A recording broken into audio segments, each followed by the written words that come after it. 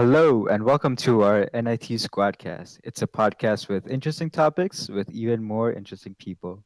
My name is Harsh, and today I'm once again joined by the usual crew. We have Kirtan, aka Nachik, we have Raj, aka Poochie, and Birintan, aka Hardcore Icon.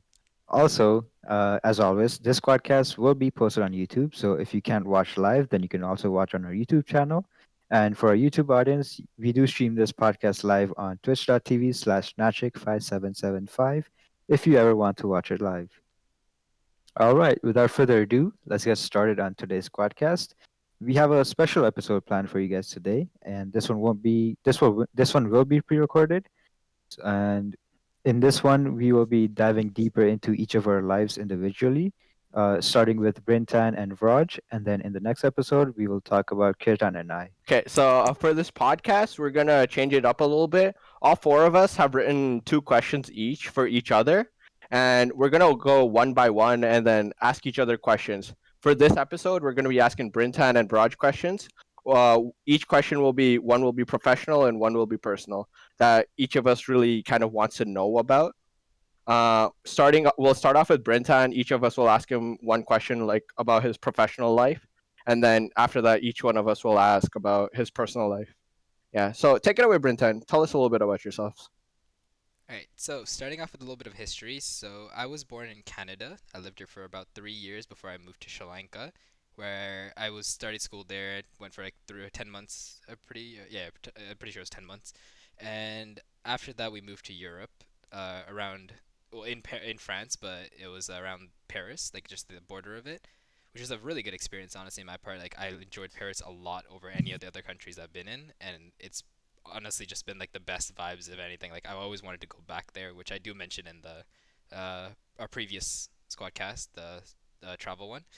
But from there, I studied there for 3 years, until our family just moved to Canada because we had more family here than in France, and my mom's parents were here at this time, and they were like elderlies, right? So they wanted to be near them.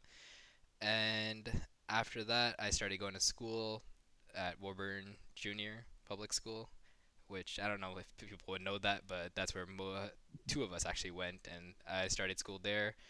Did middle school, high school, and now I'm going to Ryerson University for integrated digital. But I started in Mhm. photography initially.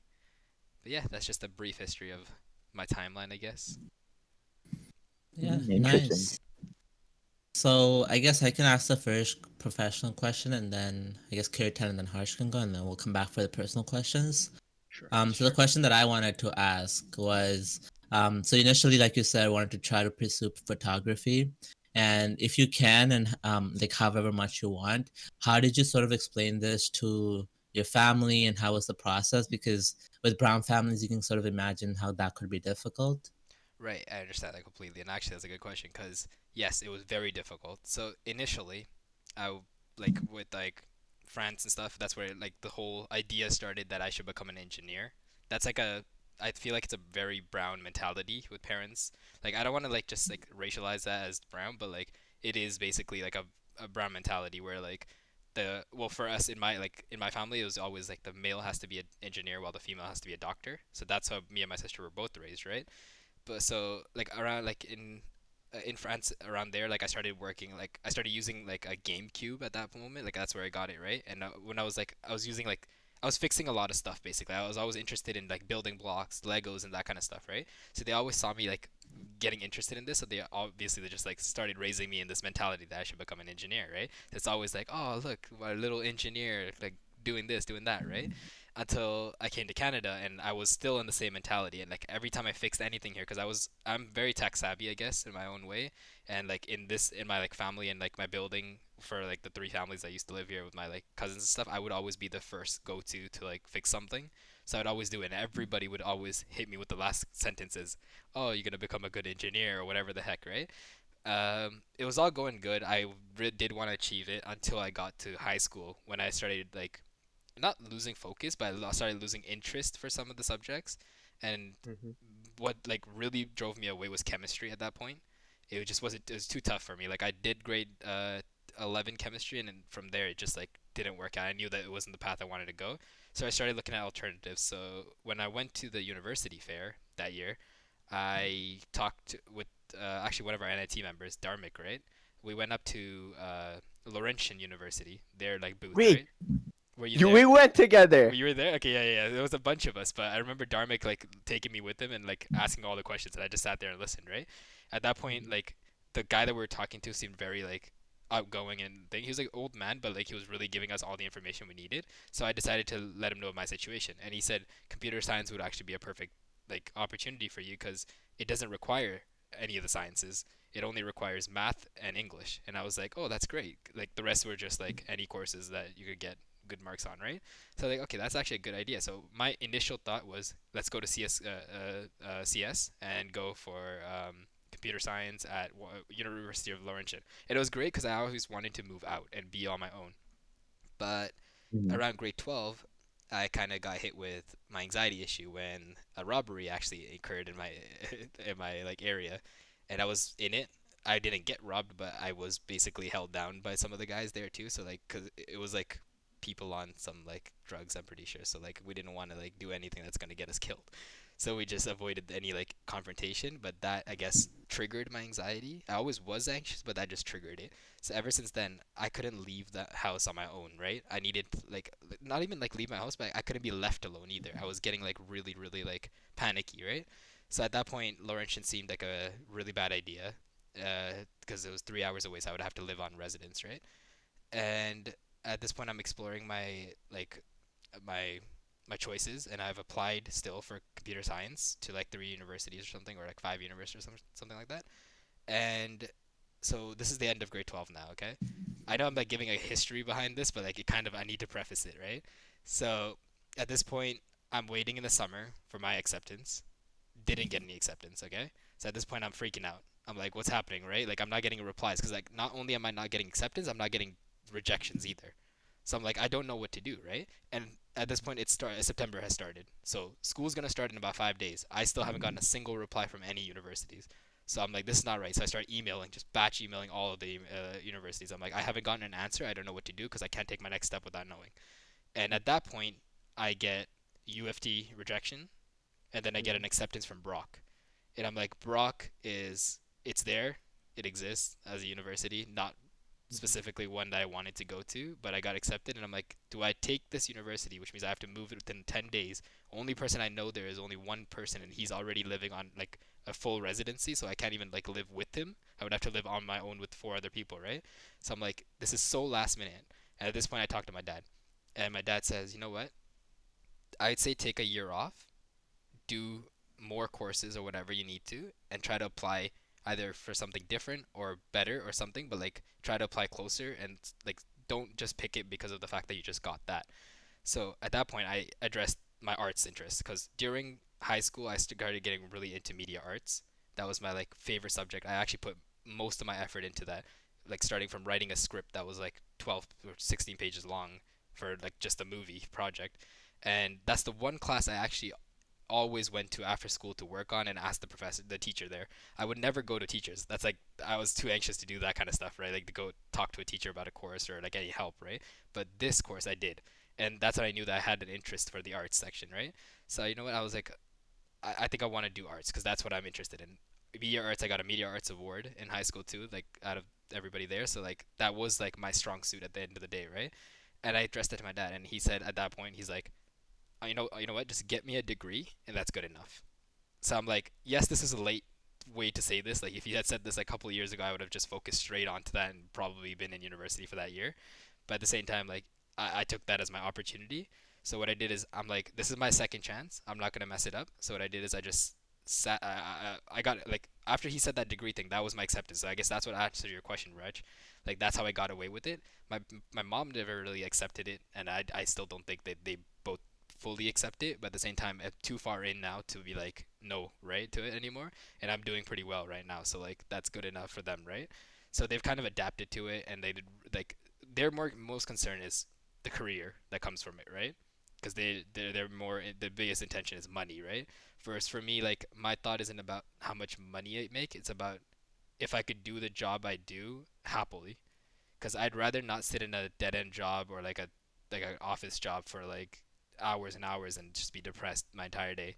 I'd rather do something that I'm actually enjoy and I have control over, right? And I think that's what arts does for me.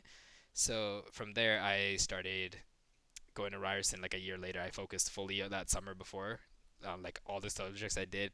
Started acing school somehow magically. E-learning is my thing, honestly. I love it. But yeah, like so there I entered Ryerson. So like I guess the way they accepted it was because first of all it's a last choice, like a last minute choice, and second, uh, the world's evolving, and I tried my best. Like throughout the past couple of 4 years of university, yeah, that's the main thing I've been like addressing is like how it's not like arts is not something that you could just like throw away as just nothing. It's still a career. There is a massive industry behind it, and me going into integrated digital on the other hand instead of just like photography, which is also your part of your question, I switched from photography to integrated digital. It's a specialization program, right? But it's its own credit in its own way. It's like its own course too. What it allows me to do is actually explore more within the arts and not just stick to one thing, which I saw photography ending. Like, there's a lot of talk about that in the art industry, how photography is potentially coming to an end, right? So the whole point of like switching to integrated digital so that I could actually start working more into every other media. So film, photography, 3D, game design, coding, all that stuff. I have basically like an open source now. I know everything in every single field almost, right? And I did have a really big interest in film editing and everything. So like this really allowed me to explore that section too. So yeah, lengthy answer, but there you go. Weirdly enough, hmm you're actually going into one of my questions. hmm You're so the question I had prepared for you is you're in digital integration, right? You're not Integrated in digital. integrated digital. Yep. Yeah. Same thing, bro. It's just words. Whoa, whoa, whoa, whoa, whoa. Science computer? But basically, it's not just photography like you were in before, right? It's a specialization. Right. So in the future, do you plan on working like? Of course, I hold up. I can actually open the Word document with like the specifics, right? It covers your integrated digital. It covers photography, videography, game modeling, right? Like you can go into stuff that I even do, right? Modeling Yeah. game characters and all that, right? Yep. So do you want to like I put it as where do you see yourself in 5 years? But like, do you see yourself doing like other stuff besides just photography in the like after like 5 years or something? Yeah. You want to diversify into that, or do you want to just stick to like mainly photography? Honestly, I actually answered this question recently for myself even. Mhm. I didn't know where I was gonna go in 5 years, right? I don't even know what I was gonna do after uni, to be honest, right? Because that's the arts. Like, it's a very broad section. I could go into entrepreneurship. I could do like my own thing. I could do a business on my own. I could literally start a photography studio if I wanted to, right? But did I really want to do that is the question, right? Initially I wanted to freelance, and starting this YouTube channel and this podcast and everything, right? It's really got me interested in graphic design. I'm really enjoying it so far, and it just video editing in general. So I guess in a way, my dream career is to work in YouTube. Like it's literally to do YouTube editing, videos, everything, right? Like not even if it doesn't include me like making the content, it's me editing the content, right? I'm actually enjoying doing that. So that's one big thing, right? But another thought I was given, like a more realistic thought, is museums and exhibitions. Like not to put out my work, like I would love to put out my work, right? But that Mhm. will eventually happen. I will attempt that, like I'll make that a goal too. But to work as a curator, that's something that I've actually like started to explore. So like I don't know why, but it's just like an interest like that. Like I feel like when I look at a career that's in my field, right, in a way, like even Mhm. right now as a part-time job, the one thing that I could think of that I find I would love to do is curating an exhibition. Even if it's not to control the entire thing, but it's to actually set it up. I would love to do that. Like, obviously, setting it up would be a part-time job, whereas a curator is the actual full-time job. But like, start Mhm. somewhere. Like, I would love to work at a museum. Basically, is what I'm saying initially. Interesting. And museum jobs also like basically give you like a permanent job at the end of the day, right? So that's like a good way to continue my career if I wanted to. Like, it would give me a stable job if anything. If somebody asked, "What's your stable career idea?" A museum curator. But if you're talking about like me being exploring and adventurous, then I actually want to do freelance for both photography and um, or digital design or graphic design. So you're telling me your dream job is basically like the movie Night at a Museum? Wait, a movie night at it? What? No, Like it's a terrible. remember, Night at the museum? um, Yeah. Movie night at the museum. Oh Movie. no. Yeah. Yeah. Sure. Yeah. I want to talk to freaking King Tut. Yeah. King Tut, 100%. yeah. Yep. Yep. I mean, yeah, that kind of dives into my question too. Like, Mhm. like it was what would you like? What's the kind of work you want to do in the future? Like, what's your dream job? Like, you don't have to worry about money or like anything else. Like, Oh, just your like if dream I didn't job. have to worry about money at all, Yeah. straight exploring with my camera. Go around wherever the heck I Mhm. want, bring my camera wherever I want, take whatever pictures I want, and then present it. That would like it's like So, even though like I'm not for a magazine or something. yeah. So even though I'm not like photography anymore, right? I did Mm-hmm. 2 years of it, and I moved into this program still, right? So I'm still technically like it's really weird because integrated digital is a new program. So when you look it up, it says Ryerson in photography studies with a specialization in integrated digital, even though technically integrated digital is its own program, right? Mm-hmm. So we're still technically considered photography. It's weird, but it is what it is, right? So yes, Mm-hmm. photography is actually my passion. That's why I got into it. I didn't just choose photography for no reason, right? It is actually like something I wanted to Mm-hmm. do for a while, and it's something that I would actually like. I don't know if Raj could probably remember this more than anybody, but I would always carry my iPod around or my iPhone 6 around and take pictures and videos every time. I would literally like if I Yeah. could pull my videos together, I have a vlog of every single day. Usually it's my friends, like my very close friends, so like Vraj and a couple Mm-hmm. of other people that we used to hang out with. But like, it, I just loved saving memories, and that's what I loved. But like, if you're talking without money, then 100% photography and thing. If you're talking with money, then we're talking YouTube/museum. Mm-hmm. So, Nice, nice. what if you sorry, uh, I got confused. Never mind. That's fine. Take Yeah, anybody else uh, want no, to? that makes sense because I do remember you'd always have that iPod or the iPhone 6 with you, like high school and like even after that, and you'd always just like collect all these memories and save them on your computer, your external hard disk, and Mm-hmm. sort of just like collect that and then show it to us later on. Mm-hmm. So like yeah, I feel like that's something you would enjoy doing if you had the option of just doing that forever. It kind of ties into a documentary style, though, if you think about it. So like, Yeah, why am I mhm. not going to documentary? But like, I don't know. Like, it's just not my niche, I guess. yeah, Whereas I love, to I I, each I mean, their do it own. to save documentaries are boring memories. as hell, bro. No, but it's not like the same. Like, we're talking about two different. Like, when we're talking about art documentary, it's like photographic documentary, not like written documentary. We're not sitting there for Mhm. 3 hours filming something, going like, "What is the point of life?" This is more like, Like "Here's some wildlife photos." photography and stuff. Yeah, yeah. So like, well, yeah, wildlife doesn't. I mean, yeah, I guess it works in documentary too, but it's like a set of images to create a story. Hmm. Yep. Interesting. So I just remembered my question. Hmm. So like you said you like editing and stuff, and you'd like to work for like YouTube, like do work on a YouTube channel and stuff, Yep. right? So like, what about movie editing, like CGI and all Ooh. of that? Yeah, so that's a complete different field if you think about it, right? It is like its own thing. Mhm. Like I said, integrated digital, it still involves that, but I personally am not like a fan of 3D design. I can't, like, I Mhm. physically can't get my mind around it, I guess. Like, I've done it, but it just doesn't work for me in a way. I actually want to plug something, actually. This Sunday, or I should say the date, actually, the Sunday of the 7th, or no, 8th, right? There's going to be a video Mhm. going out where I actually do explore a little bit of 3D in our next video. It's a Minecraft video, Wow. but I've included some 3D aspect to it, and that's like one way of like starting, I guess, somewhere. But like with Mhm. Blender and stuff, it's just not my like cup of tea. Like I'm a more a Cinema 4D kind of guy too, but Mhm. it's still like 3D objects ain't my thing. I prefer my like 2D designs. So Maya's like, where it's what at, about bro. general Don't movie at me. editing? It doesn't have to be like CGI, just like edit General scenes editing, together and stuff. movies are Yeah. interesting, but I feel like with the movie industry, it's very strict and it's very not well it's competitive but it's very like pressuring in a way, and that's not like Mhm. a field that I want to get into. Like I said, I want to like do my job while still remaining happy. That's my main goal. Mhm. I don't care about the money. Like if I get like enough, that's good enough for me. I don't need to earn enough to become a fucking millionaire. I just want to live an average life. That's true. Mhm. I guess we can move on to Right. the Nice. personal. Yeah, we can move on to the personal questions. So we'll start Yeah. with Raj again. Yeah, I can ask the personal one first. So my question was, so I know you've done karate for like a couple of years, and you've also like taught it, Mhm. as like a mentor, as like a karate Master, yeah. master, That's the right sure. way. Sensei. Yes, Sensei, yeah, sure. sensei.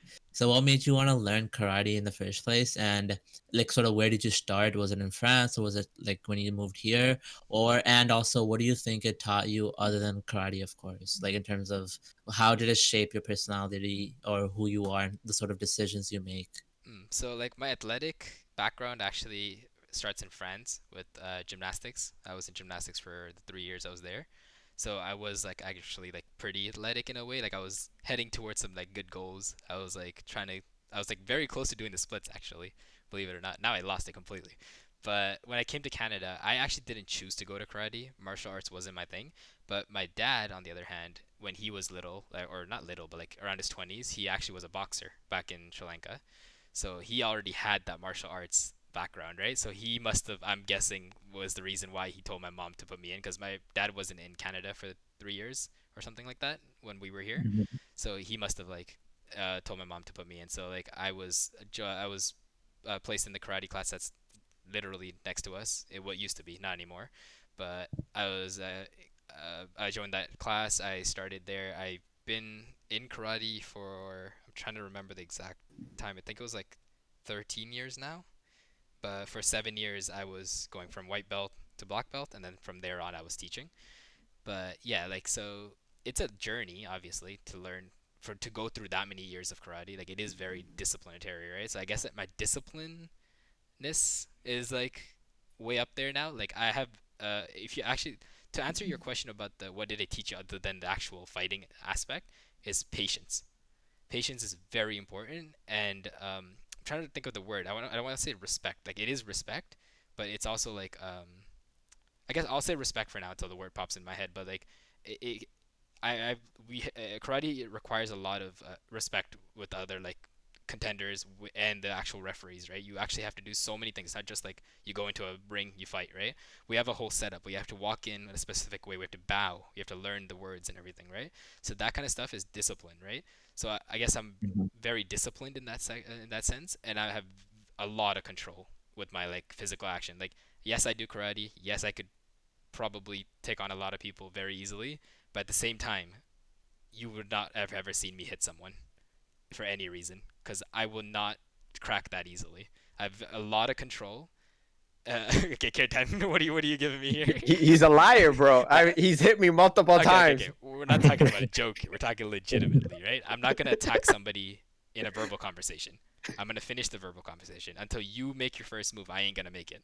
If you make the first move, I know how to defend myself, and that's all that matters. But like, it's discipline and leadership is the other thing. Cause like I was interested to teach a class since actually my brown belt, not since black belt, because one I was one of the oldest in the class, but at the same time I was very disciplined in the sense that I respected my master, like my second master that I had. My first one is good, amazing and all, but the second one was like where I learned the most from, and I felt like I gave so much respect to this man. Like I would like bring him up. I'll bring his name up in whenever I teach my class because that's how much he impacted my life in the way that his teaching was very like it's very strict, but we really learned something out of it. Like I feel like I took something out of it, right? So that's what I guess answers your question. Yeah, it's just discipline, respect. Okay. Weirdly enough, my question also, personal question, kind of also relates to karate.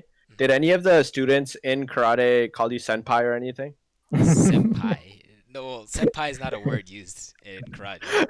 No, I'm just Sensei. joking. I'm just joking. I'm just joking. Sensei is the word. My Eh, actual question was, so some of the like I know we've talked before, right? mhm, Like, privately and stuff, but like you've had like some relations that relationships you've told us about, like that you struggle with currently, like whether it be like friends or family or whatever, mhm. right? Um, what would you change about them, like besides just being having a better relationship than with them or whatever, and like how would you approach it differently? Like if you could be like, hey, dude, don't fuck this up or something. How'd you change that? Um, that's a difficult question, but I guess I'll start with the easiest and obvious one. But um, I like you guys know, but obviously our viewers don't. I don't have like the best relationship with my family. Not in the sense that Mhm. I'm like have a like an ongoing issue or anything. That's not what I'm trying to say here. I just don't have the same closest as I see other people have, right? But like I guess the one thing that impacts me a lot is the relationship with my sibling, right? Like I think it would have been better if we had communicated better and actually kept this relationship that we had since France and everything. Because after we came to Canada a few years later, we started like kind of falling through, and now we're like Mhm. very distant in a way, right? So that's one thing I would love to fix. Is like I think siblings can really help each other a lot.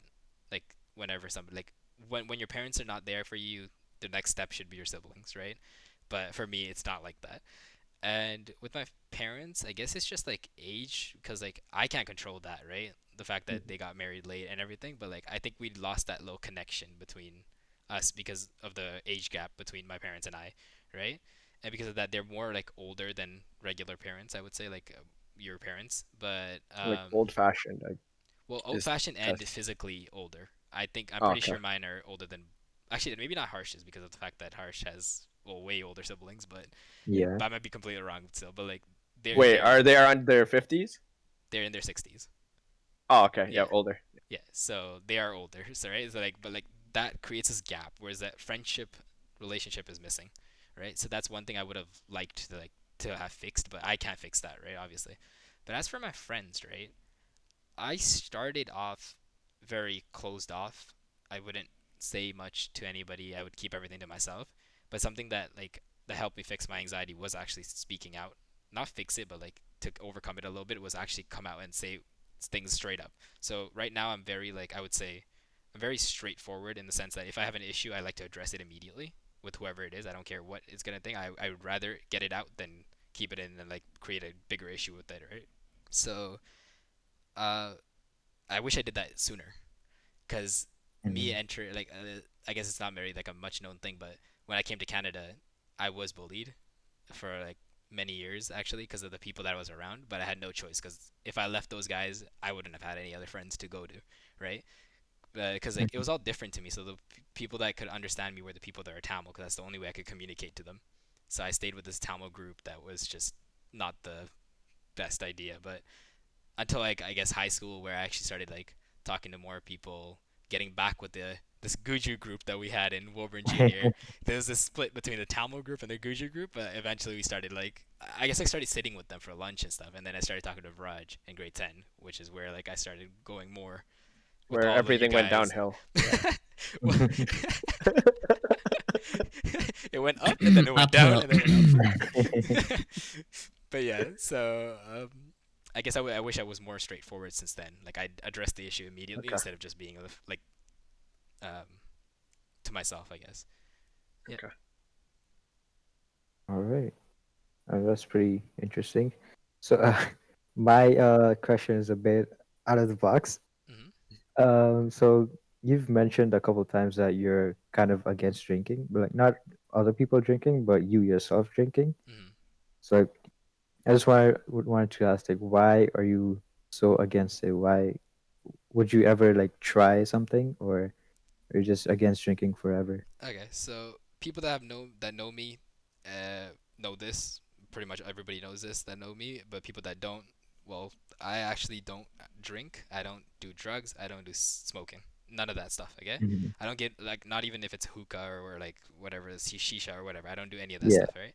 So that's actually my moral. Okay, because I don't get involved in that stuff because I think it's unnecessary in my life. Like it's like it's temporary pleasure. I feel like that's something that's gonna Hmm. give you pleasure for that moment that you do it, but then next thing you know, you're gonna either do something really bad that you're not supposed to because you're not in control most of the time, or not. I should say most of the time. Some of the times, some people get out of control and they do things that they would not physically do if they were in control of their body, and then and because of that it creates a lot of issues, right? So that's my take on it. But the reason why I'm so strict against it is because I've seen it go bad from my childhood. Like I've seen like I'm not like part of a family that doesn't drink or anything. Like in our families, like the brown uncles, like party starts halfway Hmm. through, they're in the Mhm. room. They pull out the Yeah. alcohol, and we didn't know what it meant initially, but now we know, Um, right? So it's not like halfway Yeah. through. yeah. So it's not like I For was us, it's literally the beginning of the party. They're gone, bro. for, I mean, actually, it's kind of evolved into that now. But initially, it was like that. We have to like stay there for like the cake cutting, and then we'll go in, Mhm. kind of thing, right? So, so like I've been like around it. It's not like I've never been around it. It's just that Hmm. I've seen it go wrong in the sense that, um, without going too personal by like mentioning too many details, I've I was in a party with the family, like with the family, and I saw this man that is never usually that talkative. He's very quiet. He's a very like so I don't want to say submissive because that's insulting, right? In some sense, but like he's very like he's the quiet one of the group, right? This man, Passive. yeah, passive, sure. This man got up and they must have like talked about something like all the men that like created some issue, and at this point they weren't in like their separate rooms, they were still in the hall, right? It was in the basement or something, right? And this man like transitioned into talking about his family matters, and then he went at his wife, not physically, but like with words, right? But there was some really Mhm. bad things said, like that he shouldn't have said, and he wouldn't have said if he was in control of his actions. He must have had too many drinks at that day, right? And Mhm. what affected me most is seeing his three daughters affected that hard because they were there. This is a little kid, like a really tiny kid, and then a older thing, and another one my age, right? And I could like they were crying. Like the little one is crying, the second one's crying, third one's crying, and I'm just like, this is really bad, right? So at this moment, I took the integrity to like take them upstairs away from this because like they didn't need to see what's going on, right? Because I know like in my like thing my dad will control the situation because they're basically like best friends, right? Those two people, like my dad and the guy. So I know he would take Mhm. control of it. So I just needed to get them out of there. But like seeing such a young girl, as in the little one, that means a lot to me. Actually, this person really means a lot. This little kid, but her seeing her like that upset about this thing and the fact that he could just do something like this when he's really not that kind of thing really hit me. And since then, that's when I really put my like hand on the line, like my like foot on the line. I said, nah, never happening. Right? I've never tried it. Mhm. I have no intention to try it. Um, Obviously I've thought about it, obviously, like 'cause that's like a natural instinct, like because everybody's around you's doing it, then you're like, right, Yeah. like I wonder what it tastes like, right? But I would never fall into the urge. Like I've had those thoughts, but I'm never gonna fall into the urge. I know I'm not, because like I'm very strict with my morals in a way, right? I did start off Mhm. saying like I don't want to be anywhere near alcohol, and I don't want anywhere near me to like do it, so therefore I'm gonna push myself away from everybody that does. And then like when I started like transitioning high school and then going to university, I realized that most people that I know do it and started doing it. And I'm like, it kind of seemed unreasonable for me to make their decision. So I was like, I'm not gonna do that. So then I just went like, you know what? They could do their own thing, but nobody better come Mhm. at me with it. Because if you come and try to force me, then you're in big trouble. And that's like my like point of view at that thing. Mhm. I mean, like this is where your discipline from karate comes in, right? Like Yeah, I'm able to the way you control control myself. yourself. Yeah, yeah, yeah. Yeah. Because I've had Wait, so many so people from high school tell me they're never gonna do it. Everybody does it Yeah. now, and it's just yeah, like me like and Harsh yeah. haven't ever drank or whatever before, Yeah. Hey, but I yeah, mean, I ain't here to expose, but There's some I'm not gonna scary say people. names. we're some scary Oh people. yeah, you Yeah, can't we're forget the well Brahmin. Right, mannered. yeah, Kirtan's a Brahmin, by the way, Wait, guys. so did you ever meet that uncle or relative again after, or Yes, many times, okay, but he's like he learned from that situation okay, as much as I did too. But yeah, Mhm. not that they don't do it anymore, but they're controlled in no sense that they really try to suppress it because that was a very bad incident. oh shit, But yeah, yeah, but yeah. If okay, anything, this but person is much closer to me now than anything. All right, so I guess we can move on to Vraj then. That's enough of my spiel for the entire thing. yeah. Hope you get. Well, I mean, nice meeting everybody. I guess I could say that. Yeah. All Yeah, right. I mean, they found a little bit of insight into your Yeah. life. If you have any specific questions for Brintan, you can put it down in the YouTube YouTube comments comments. below. Yep. Or I guess while this is getting streamed, Live stream. live stream, you could put it in the chat. We'll answer it. We'll be there. Sure, we'll Yeah. like literally answer it. Yeah. Okay. So moving on to Vraj, I guess, right? Vraj, you want to tell us your little summary? Okay. So yeah, I was born in India, and like I've said in my the podcast episodes, I don't really have any family in India. It's just very extended family. So like my grandpa or grandma's cousins and their sort of family. So no one that's like a first cousin or like my direct relatives that live in India. And so when we were in India, we were the sort of like the last family that was still in India, and everyone else was in America. So our original plan was to sort of, apply for immigration to America and sort of move there and settle in America and, so forth, be around family there. But the thing is, my family, while we were waiting for our immigration status and our get our turn to like do all the process. My dad and my mom were like, oh, let's just go to Canada. It's very similar to America, and we can probably we'll get to Canada, and the immigration process will be easier and faster than America, and we'll sort of just like live there, learn the sort of traditions, get used to the type of life, and then once our turn for America comes, we can just sort of switch and then go to America and live there. But then when we moved to Canada, which was when I was around like 6 years old, we just really enjoyed like being here. Like, yes, we would visit our family in America, but the lifestyle in America just didn't suit us well, and sort of the benefits and sort of a way of life that we had established in Canada, and the sort of jobs that my parents had here, it just seemed for us. It seemed better for us to stay here. And by the time that our immigration documents and everything went through, it was like it was when like the states was in recession, and that's when like the economy was doing super bad. I remember like the American dollar being lower than the Canadian dollar, and at that time, like my dad was struggling to find work in America.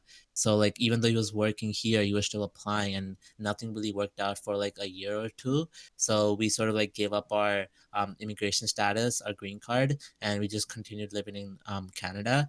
And I think like since then, I don't think we really looked back, other than sometimes we wish that some things would be easier, which I won't really get into details, but like some things in terms of education would be better, some sort of employment for like my future and my sister's future would be better, but in America. But for now, I think like Canada has done well in sort of providing all the lifestyle that we sort of like wanted back in India.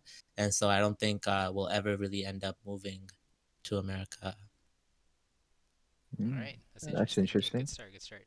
But Yeah. I guess we're gonna start with the more nitty Professional one. gritty professional questions Yeah. here. So I'm just gonna start it off with correct me if I'm wrong here, but I remember you talking about like as in terms of your career going towards neurology or like working with the brain and stuff. But I know that you've changed your mind with that and have gone towards a different path now. And what I do remember you speaking about some sort of potential like motivation towards why you switched over, because I remember like editing a proposal for you or something like that where you were sent a uh, some sort of letter to I don't know who, honestly. I think it was a doctor or something. But yeah, like what was the reason, I guess, or like so that our viewers could know. Yeah, so sort of like a little brief history before that. Like I wanted to be a doctor since I would say like middle school, because before middle school I wanted to be a pilot like really badly. I don't know why, just like watching like movies and just like what they do and just like travel Mm-hmm. all the time just seem very attractive. But then when you really think about it, it's not like a stable life because you're not never really with family.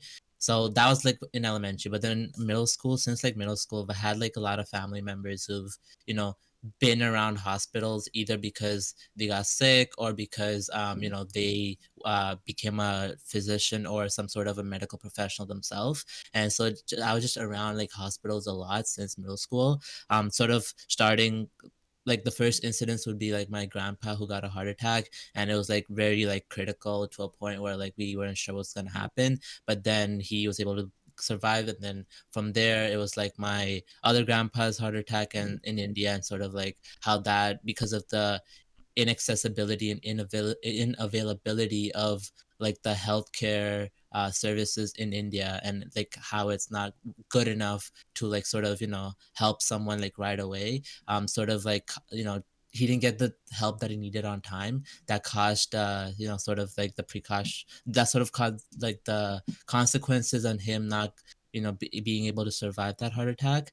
And so yeah, just anyways, like things like that sort of like got me like very interested in healthcare, because I just wanted to be around people, sort of help them and their families, just sort of see some hope and be able to put a smile on their face. And that's something that was really attractive to me.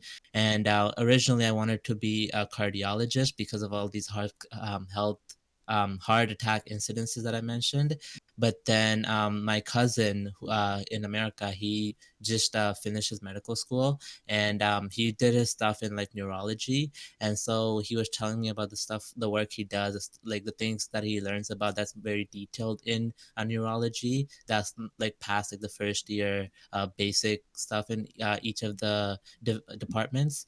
He told me how like he has to like work with brain, and sort of like he told me about this one surgery where like the patient was conscious, but the brain was sort of like, put at like, so basically the patient, to keep it simple, the patient didn't feel anything, but the patient was still conscious during the surgery, and it was an open brain surgery, and they were like sort of probing different areas of the brain to see like what the person can do. So for example, if they probe like a certain area, the person would sort of like twitch his arm, right? So even though he wouldn't feel anything, he was still conscious. And that sort of like surgery, that experience of his, like really like sat like, I don't know, it just didn't sit well with me in the sense that like it was very, I was very curious about that. And so when I started doing like more research and watching like shows, mind you, like shows are not very accurate, but when I started doing more research into these things, I realized that neurology was much more complicated. And though it's complicated, I felt like I would be very interested in sort of like, figuring things out and doing more um work to sort of like develop, because I feel like neurology is the field that's probably the least developed and the least well understood, considering like it's very intricate. And so that sort of got me into neurology. And so the thing that I sent you was sort of like my personal statement for my application to medical school. And I was applying to America this year, so that's why I sent you. I just wanted like another perspective on it, and there I mentioned that. And then I guess like for now I'm still very interested in neurology, but like I don't want to say I'm like well set on it, just because like I feel like many of the doctors that decide on what they want to do, they really decide on it once they like start medical school, because then you sort of like dip your toe in each of the different fields. And so that's when you get like a more you can make like more informed decision on what you like and what sort of field you want to go into and you see yourself doing. But I do know that I wouldn't get into surgery, just because that's like additional 3-4 years of education, and there's a lot of like responsibility on your hand, and you can be called like, during the middle of the night or whatever. And I just feel like that's something that I don't want, just because I still want to be able to have like a stable lifestyle outside of my work. Right. That's understandable. Yeah, that's Hmm. interesting. I guess we'll move Yeah. on to Harsh. Well, that kind of dives into my question too. Like originally my question was like, what do you want to specialize in med school? But you already Yeah. answered that. But so I'll like dive a bit deeper into it. Like, where do you get the dedication to continue studying like every single day? And you still have to, when you get into med school, there's still like, I guess, 4 more years, right? Well, yeah. So essentially, medical school would be 3 to 4 years, and then residency, depending on the field you go into, it's another like 3, 4, 5 years. And again, if you want to do surgery, then it's like more. But yeah, Mm. about like 8 years more. So like my question is like, where do you get the dedication to spend all of this time into that one field, one specialization, like 80 years of your life after Yeah, this? It's like already 5 years in, right? sure. So Yeah. like, So, sorry. yeah, go ahead, go ahead.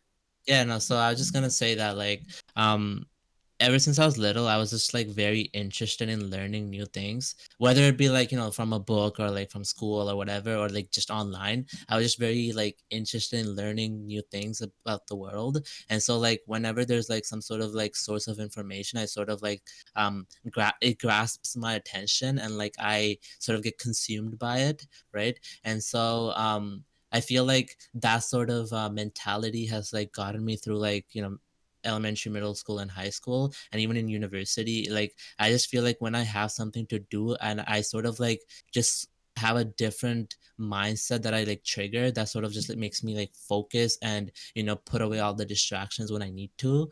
And I just think that sort of mentality was built over time, just because I, one, like I said, I loved learning, and two, some experiences that I've had, like I mentioned, in sort of healthcare related areas with family, and some recent experiences that I've had, it sort of just like motivates me to want to be better each day, and just sort of, give back to like the community, give back to the people, and just like being there for people when they need it. Because especially as we know, like during the pandemic, like there has been a struggle. Like a lot of physicians have been struggling with burnouts, and they've been struggling to keep up with the demands of patients and like attending to them. So I feel like even though like one more doctor wouldn't change that by a lot, I just want to be the one that is able to bring the smile on someone else's face. I just want to be the one that families like when they talk to you after when something's going on in their life, when they talk to you, they sort of like look at you with the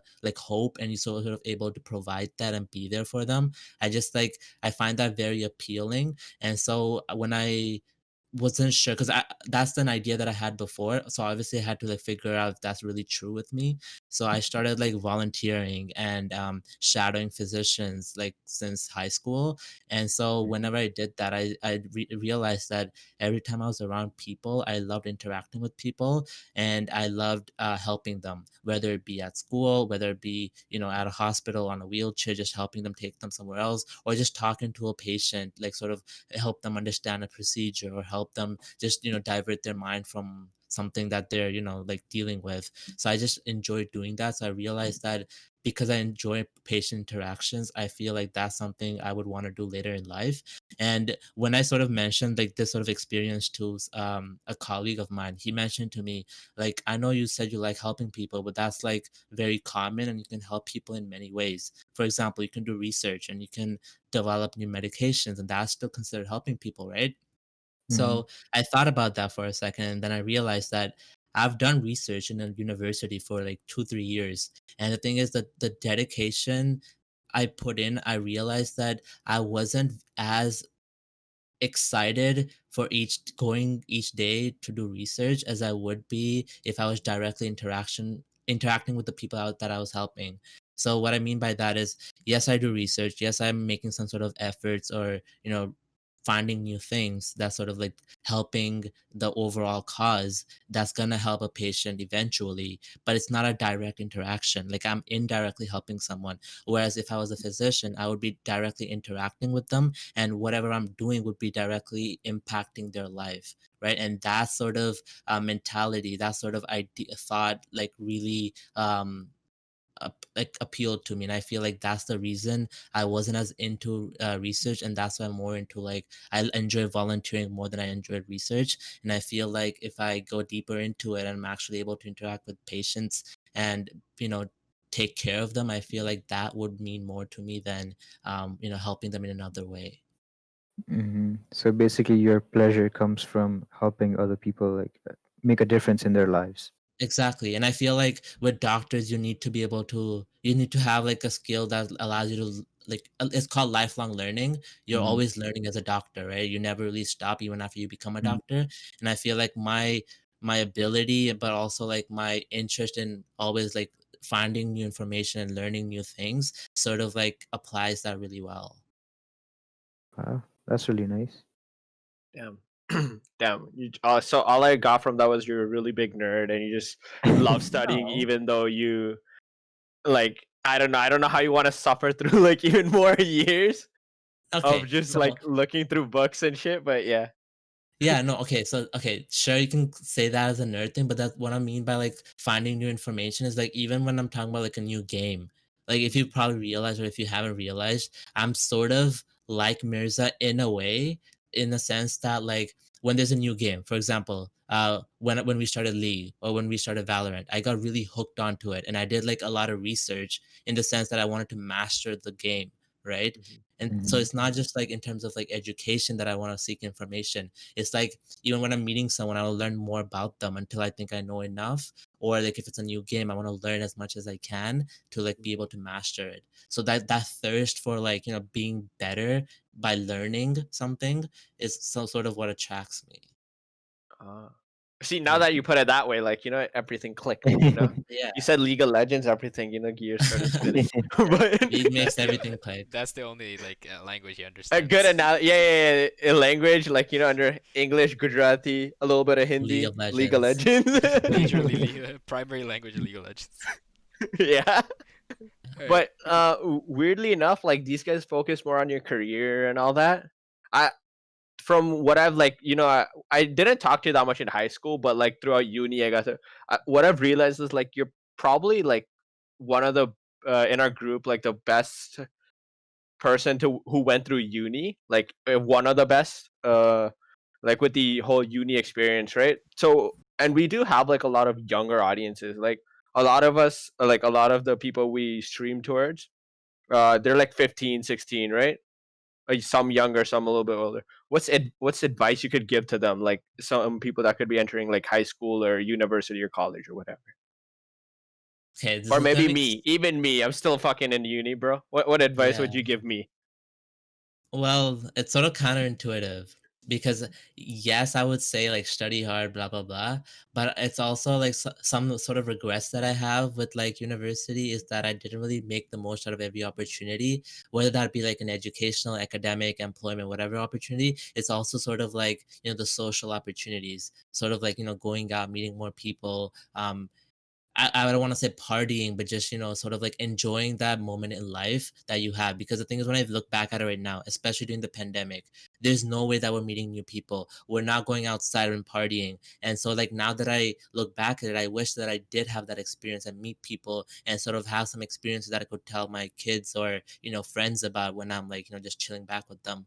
So I would say like in general, it's like make the most out of every opportunity you get, whether like I said, academic, social, personal, professional, whatever. Make the most of whatever you get, and always have some sort of like a. So the mindset that I always have is like work hard, play hard, but always work first, right? So sometimes, so something that I talked to a few other friends about is like, oh, sometimes they have the urge to play, right, during the day. So if it's a video game or whatever, so they wake up and they're like, oh, they have the urge to play. So they sometimes they play first and then they do their work. But then I always tell them like, okay, that makes sense. Like I wake up sometimes and have the urge to play.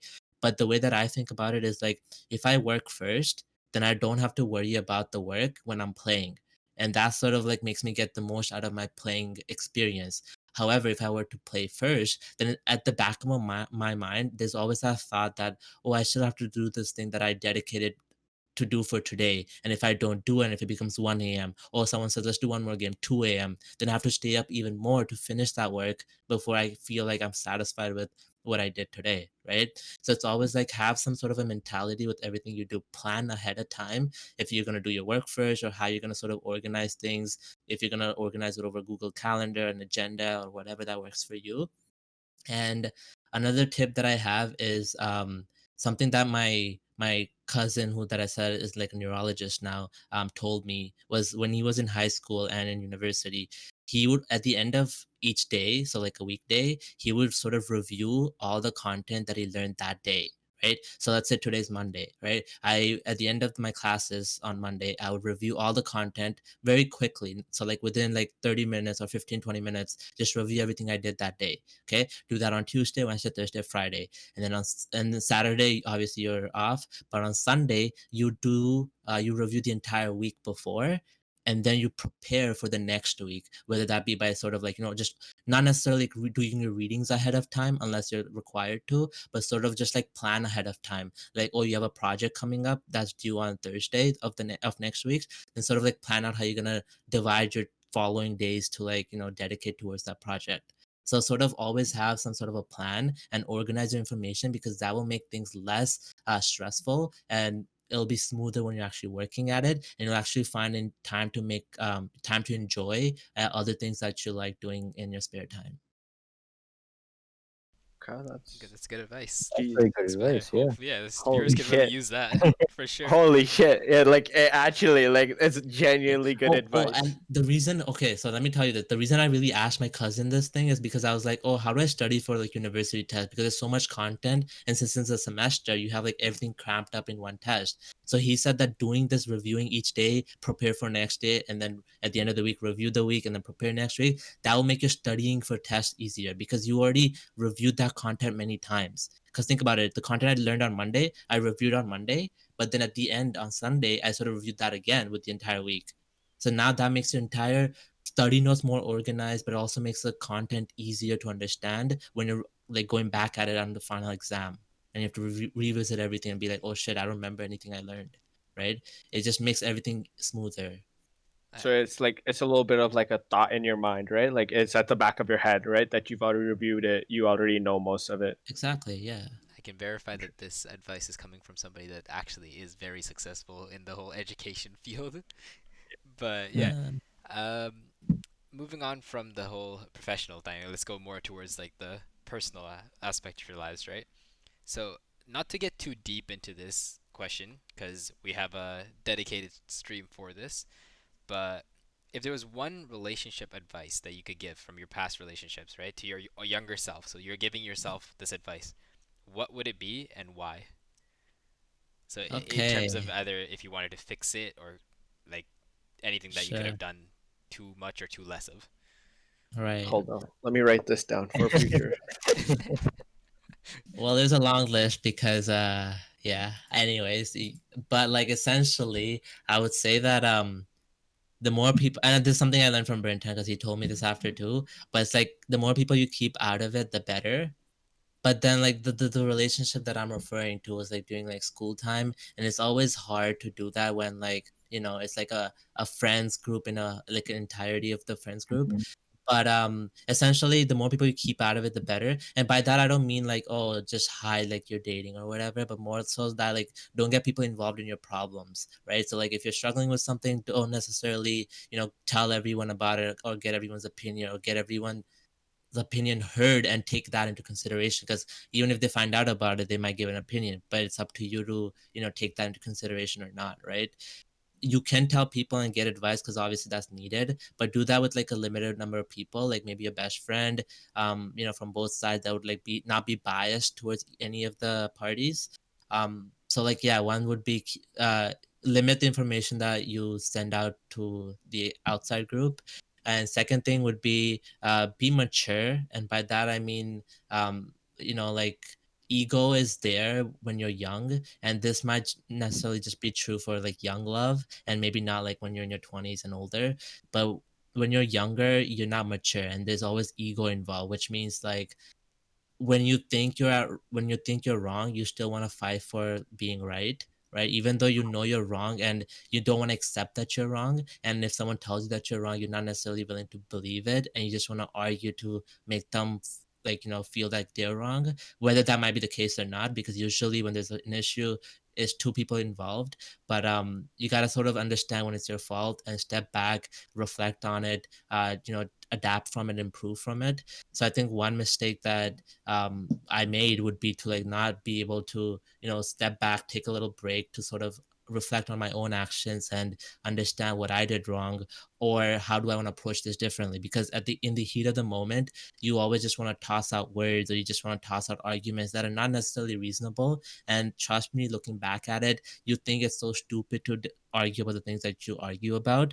And so you just want to be sure that when you're making an argument, like you do it in like an essay that you write, you want to take the time to plan it and think about whether it's reasonable before you actually deliver on it, right? Because when I think about it, if some certain things didn't happen, things I'm not saying things would be different, but things could have been handled differently, and if that could have been handled differently things could be different.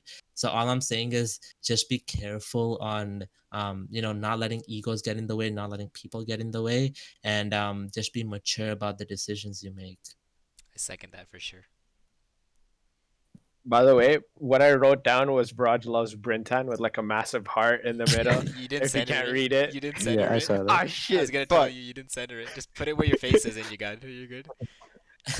Hold on. I had to find it Well, I again. I mean, have a bunch. it's straight facts, but you know. Yeah, Uh, hell yeah. There you is it go. Perfect. centered? Yep. Perfect. This is one Pause. of our artists, by the way. Oh, okay. I mean, look. I have art.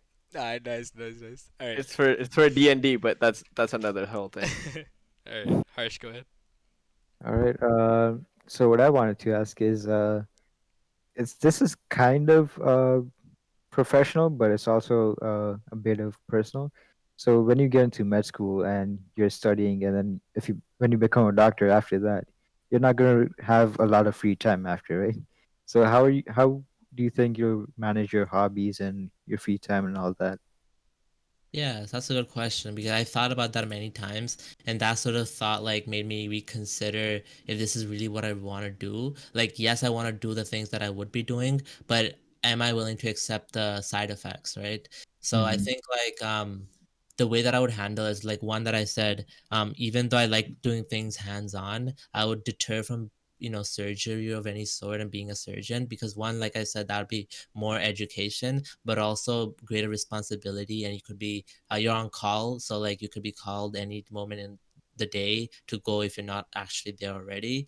So I would like sort of you know limit the hours that I would be dedicating by making sure that I have a specialization and I'm involved in that from a specific like time frame. And in the meantime, like I know it wouldn't be 40 hours a week, it would be more than that, which is okay. But I would just make sure that when I am off like work, I would be just focusing on things aside from work. Because again, if I was a surgeon, I would have to still worry about work, right? Even if I'm home. So if I wasn't, and if I just, get home from work, I would have the time to like, dedicate towards my family or hobbies that I would want to do. And I would sort of like need to, like I said, plan things out ahead of time, whether that be what I want to do, if I want to take a vacation, if I want to go for a drive with my family, so after a certain day, I would sort of like plan that ahead of time with my like significant other and kids or parents or whatever, sort of discuss that and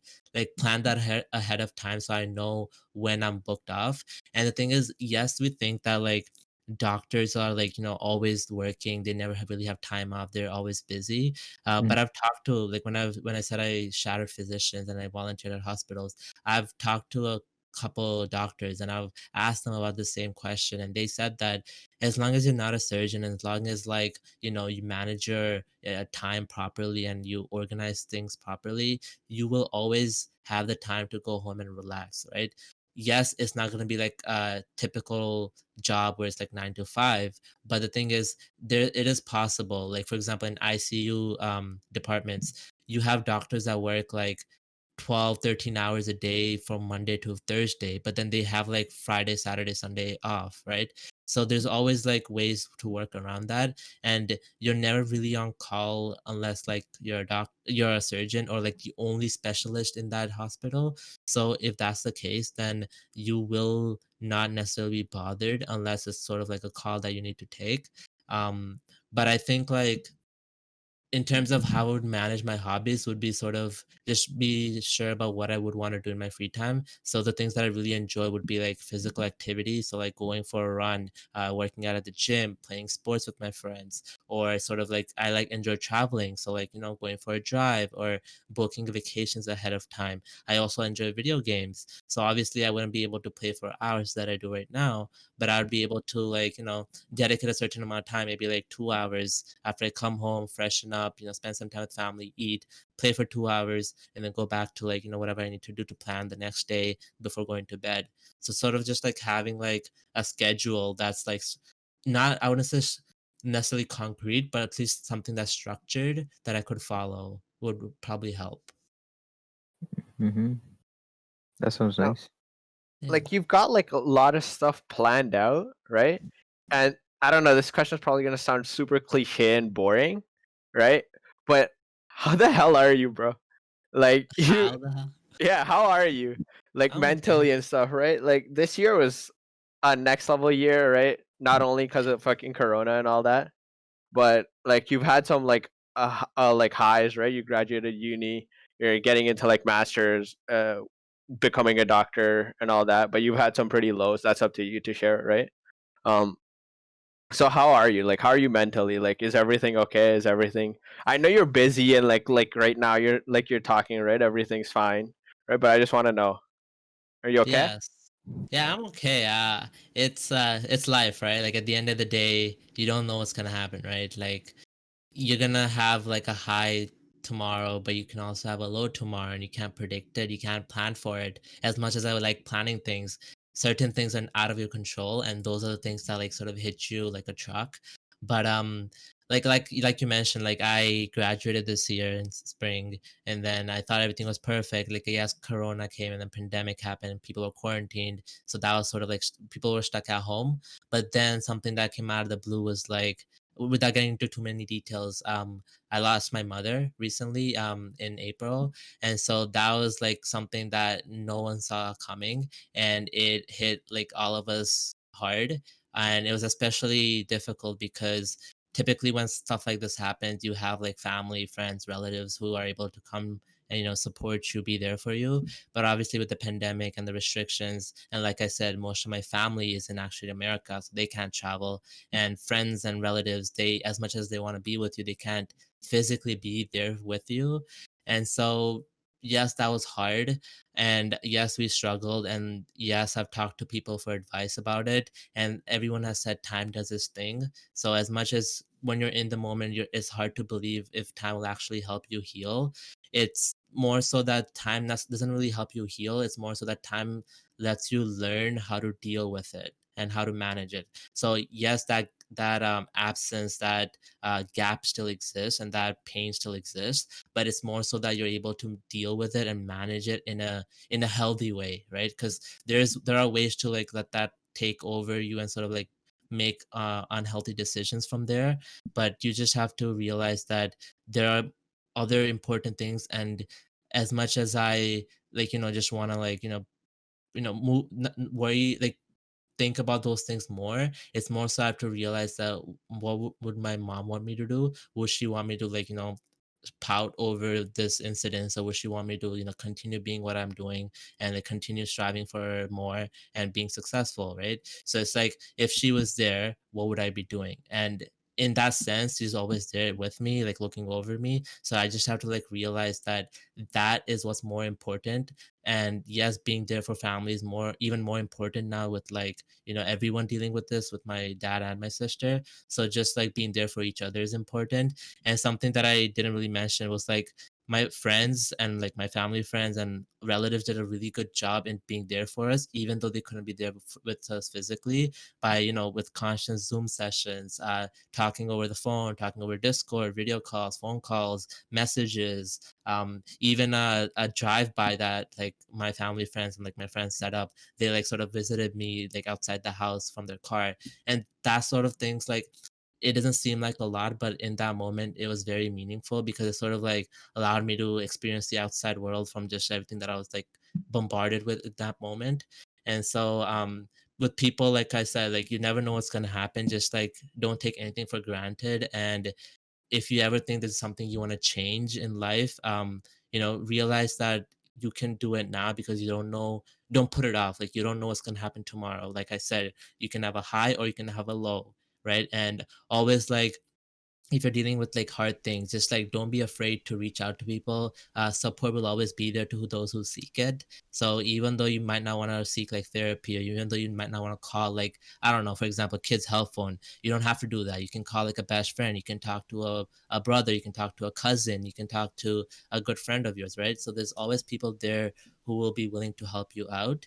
And you just have to seek for it, and you don't have to feel like you're doing yourself any injustice by doing that, because you're allowed to have your feelings and you're allowed to seek any support for it. And another thing I would say is just take your time with it, right? Like these emotions will exist even in the future, but take the time to experience it, because it gets easier with time, like I said. But take the time to completely feel the emotions, because when you completely feel the emotions, and when you're done feeling the emotions, then only you'll be able to move on. If like let's say something happens and you just like put it aside and be like, okay, now I'm just going to focus on work, that you never really had that time to feel the pain, right? So take the time to feel the pain. That's like with any like loss, or like with any heartbreak, you always want to take the time to feel it, and then take actions to sort of deal with it and heal from it. But always remember that you want to make sure that you feel the pain, obviously in a controlled manner. And I'm not saying like do something crazy and like feel that pain or whatever, but what I'm saying is take the time to feel it, seek support, and just focus on the things that will matter now, because you can't change the past, you can't necessarily change the present, but you can change the future. So take the time to focus it and plan those things, and just do yourself justice by being good to everyone around you, and not take anything for granted. And so to answer your question in short, I'm okay. Obviously things will exist, the pain will exist, the memories will exist, but time has given me the strength to deal with the things more effectively and in a healthy manner. Damn. Mm, Holy That's shit. amazing. Yeah. yep.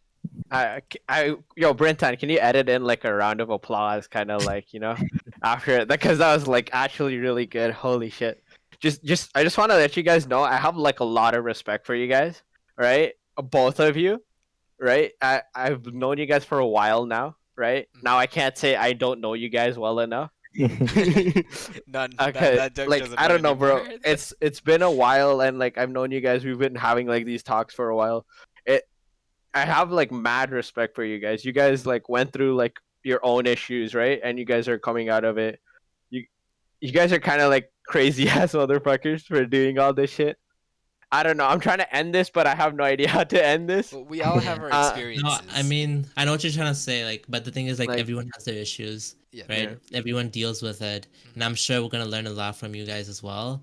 And I feel like we've all been through things that has taught us to be more mature, and I think that's something that we have to respect. The thing is, when you meet someone for the first time, you don't see that, right? You're just looking at the cover, right? But that having that mentality that there's always something deeper will allow you to respect them from the get-go, right? And that's something that's really valuable when you're meeting and connecting with new people. And honestly, if you think about it, right? For If sure. technically what we just did right now uh, is I almost like a mean, therapy by the session. way, So our what was it? We were supposed to end this at like around 45 minutes. I don't even know how far we're into this. Brintan? Yeah. Without see, with the cuts or without the cuts. something just happened here, okay, Yeah. where I actually unmuted myself, but my OBS unmuted, but not my actual Discord stream. So that's why you guys weren't Oh. hearing me. And I'm like, why is everybody talking over me when I'm trying to say something? Oh well, shit. But okay, just to put it short, basically what I just said was like we all have our experiences, and there's always something to learn about. And if you think about it, what we just did right here is in its way a therapy session in a way too, because like we're sharing what we maybe didn't share before with each other. So in a way, you guys are learning about us, but you're also learning how we decided to cope with stuff or how we fixed some stuff and how we like got past some issues, right? So like of course when we do your side too, we're gonna get the same, or not the same, but we're gonna get different lessons. And it's great that we do this as a squadcast because like we're also able to share this experience with our audience and actually allow them to like take something out of it too. So I think this is a great way to end the actual episode for today. We will be having our Yeah. next part two of this very soon. Soon.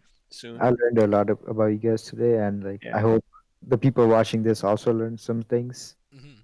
I probably should have taken down real notes when Raj was talking about advice instead of writing Braj loves Brintan. Well, But that's where you get the it's video for, because right? they're good notes, but But that's where you get the video for on YouTube. You can just go back and check it whenever you want. just watch it again. Yeah, anytime. Yeah. So I hope everybody enjoyed the podcast. We'll have our part two out soon, and we'll keep grinding out our podcast as soon as much as we can. So I'm just gonna sign out for everybody. Everybody say bye. These people do have a busy life, right? But you can find Braj on twitch.tv/Poochie, and then you can find Harsh on.